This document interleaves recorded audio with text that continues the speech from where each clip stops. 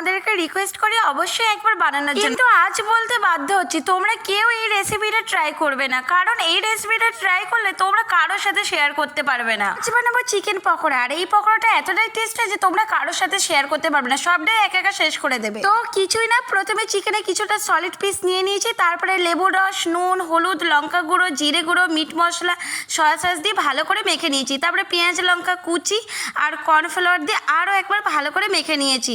তারপরে আর কি এখানে পরিমাণ মতো চালের গুঁড়ো দেবে, আর চালের গুঁড়ো না থাকলে বেসন ইউজ করবে। তো ভালো করে একটু মেখে নেবে, আর এখানে যদি মনে হয় তোমাদের একটু জল অ্যাড করতে হবে তো জল অ্যাড করো, আমার আর জলের প্রয়োজন হয়নি। তারপরে আর কি টপাটপ গরম তেলের মধ্যে ভেজে নিতে হবে। আর হ্যাঁ, কালো কড়াই দেখে এখানে কেউ ঘাবড়ে যেও না, আমাদের সবারই বাড়িতে কম বেশি এরকম একটা কালো কড়াই থাকে, আর সেই কড়াইয়ে দারুণ ভাজাভুজি হয়। তো এখানে আমি চিকেন পকোড়াগুলো সব একে একে ভেজে নিয়েছি, দেখেছো এখানে কত ক্রিস্পি আর কত মুচমুচে হয়েছে। তাহলে চলো টাটা, দেখা যাচ্ছে খুশি নেক্সট ভিডিওতে।